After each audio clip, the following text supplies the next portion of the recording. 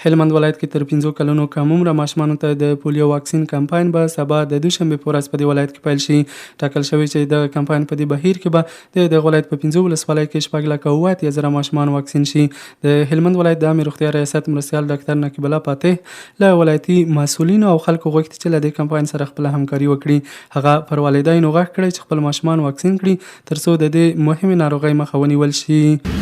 دا کیس ریسپانس کمپاین په دې دلالت کوي چې دغه پولیو وایرس یا میکروب تر اوسه پورې هم شتون لري په هلمند کې.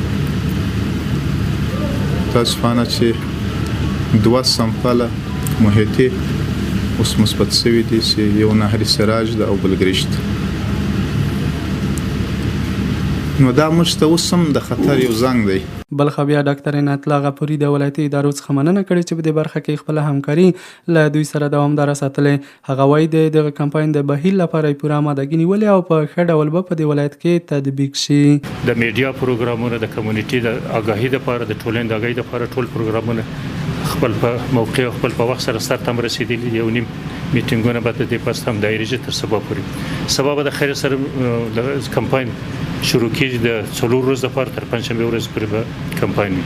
په ورته وخت کې بیا د هلمند ولایت د حج او کاپ ریاست د مساجد مدیر مولوي محمد ګل حنفي د ماشوم د روغتیا لپاره د واکسین تطبیق ډیر مهم بللی او ویلي دي چې والدین د خپل ماشومان واکسین کړي ترڅو د دغه ناروغۍ څخه په امن پاتې شي.